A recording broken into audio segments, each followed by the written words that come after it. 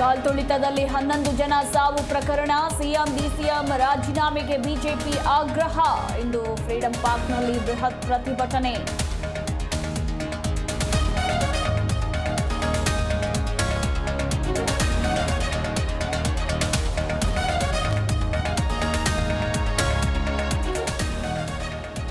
ಮಹಾರಾಷ್ಟ್ರ ಪಶ್ಚಿಮ ಘಟ್ಟದಲ್ಲಿ ಮಳೆಯ ಅಬ್ಬರ. ದೂದ್ಗಂಗಾ ವೇದಗಂಗಾ ನದಿಯಲ್ಲಿ ಒಳಹರಿವು ಹೆಚ್ಚಳ.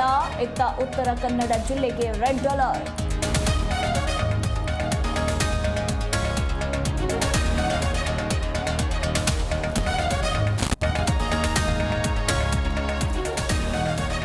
ಕಸ ಅಂತೇಳಿ ಸ್ಕ್ರಾಪ್ ಮಾರಿಕೊಂಡ ಕೆಕೆಆರ್ಟಿಸಿ. ಡಿಪೋ ಸಿಬ್ಬಂದಿಯಿಂದ ಕೆಎಸ್ಆರ್ಟಿಸಿಯ ಡಿಸಿಗೆ ದೂರು. ಕಲಬುರಗಿ ಕೇಂದ್ರ ಕಚೇರಿ ಅಧಿಕಾರಿಗಳಿಂದ ತನಿಖೆ.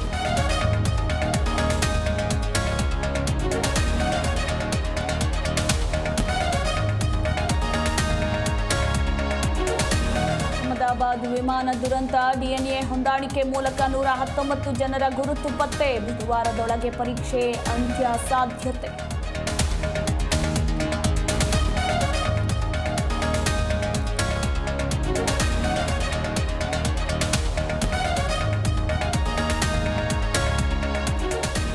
ಇಸ್ರೇಲ್ ಇರಾನ್ ನಡುವೆ ಭೀಕರ ಸಂಘರ್ಷ. ಇಸ್ರೇಲ್ಗೆ ಪಾಠ ಕಲಿಸ್ತೀವಿ ಅಂತಿದ್ದ ಆಂಕರ್ ಪಕ್ಕವೇ ಬಿತ್ತು ಬಾಂಬ್.